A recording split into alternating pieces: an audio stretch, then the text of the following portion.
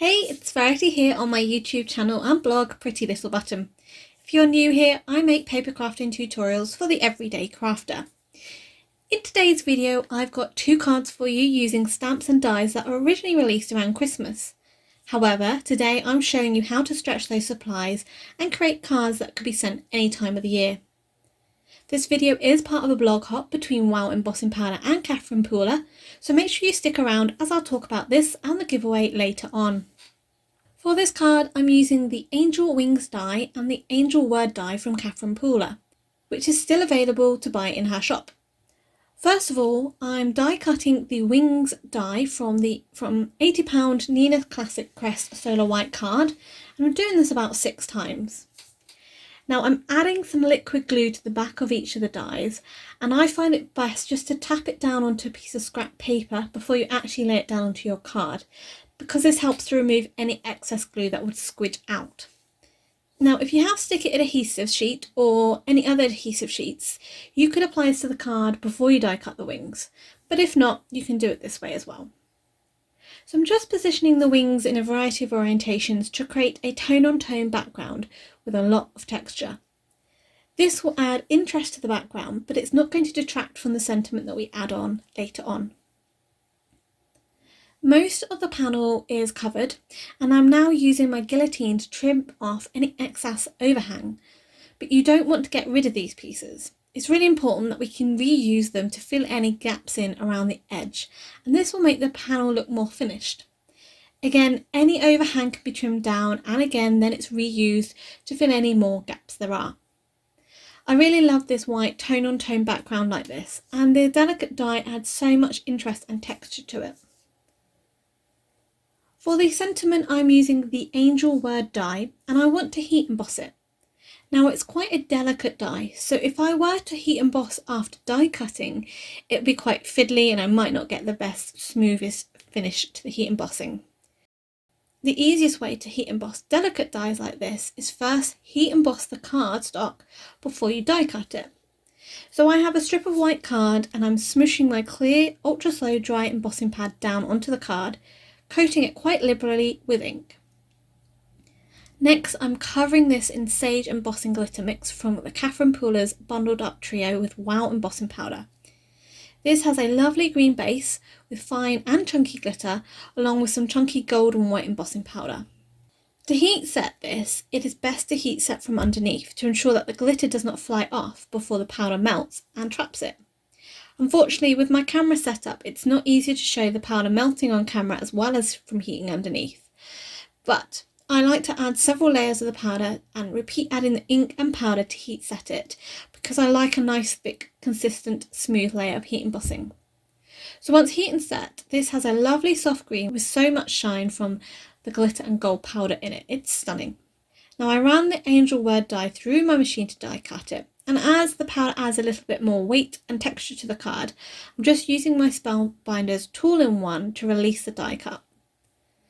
As you can see, I now have a lovely heat embossed delicate word die with perfect heat embossing and no patchy areas around. To go with the sentiment, I'm using Catherine Pooler Believe in Angel stamp set, which is still available, as this has lots of individual word stamps allowing you to create your own saying.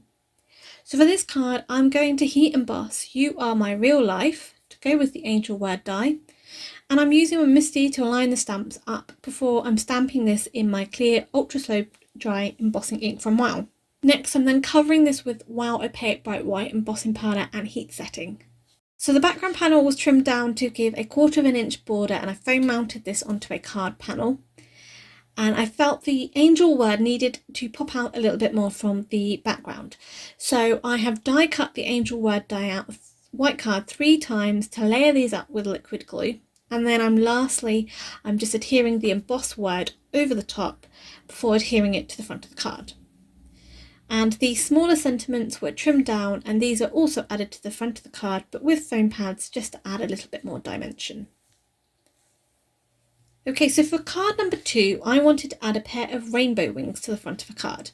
However, I didn't want a very bright, vibrant rainbow, but instead more of a pastel rainbow. So I went searching in my Catherine Pooler inks, and I picked out a selection of inks in the rainbow from the Spark collection, and this collection has lovely, more muted colours which suited my goal. To add the colour, I'm also using blending brushes rather than blending tool and a sponge, as I wanted a nice soft application of ink. So for the first colour in the rainbow, I'm using Peppermint Scrub, which is then followed by Mandarin Spice. Each time I use a new colour, I make sure I go back over with the previous colour to smooth the blending out. For the yellow, I use Shea Butter and then Seafoam for the green ink. I also keep positioning the wing dies over the top of my card panel just to make sure I'm covering enough of the card, but also to make sure I have enough room for all the remaining colours to add. After Seafoam, I'm going in with Skylight, then Juniper Mist, and lastly finishing this with Sangria, which is my new favourite pinky purple colour. Now don't worry about getting the best blend, as when you die cut the wings out, as they're so delicate, you won't really see any patchy blending. For this card, I wanted to create a gatefold card for the wings to sit on and open up with the card. So I have a piece of 5.5 inches by 8.5 inches, £110 Nina Classic Crest Solar White cardstock, and I'm scoring this at 2 1/8 inches before rotating the panel and a scoring again at 2 1/8 inches.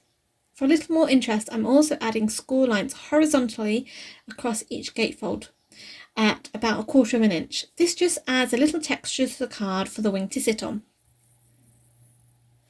The wings were then adhered to layered die cuts cut out of soft stone cardstock, so there's just a little soft colour peeping out from the side when you look at it, but it's not detracting too much from the overall of the card. And then before adhering them to the card, I actually wanted to add a little bit of sparkle. So I'm smooshing my ink pad down onto the die cuts, and then I'm covering it with my favourite clear sparkle. This is Wow Clear Hologram Sparkle, which has fine iridescent glitter in it. What's great about this powder is it adds lots of sparkle and shine, but the powder doesn't darken the colours of the ink that much, so we retain that softness of the blending. For a sentiment and as a reveal, I'm adding a vellum belly band. Here I have a piece of vellum that is about 2 inches wide and is 9.5 inches long. I'm scoring at 2 1/4 inches and then 7 inches to create a wrap around the card. But before I seal the band, I'm going to add the sentiment onto it.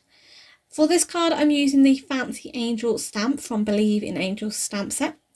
And once it's stamped in embossing ink, I'm covering this with primary ebony embossing powder.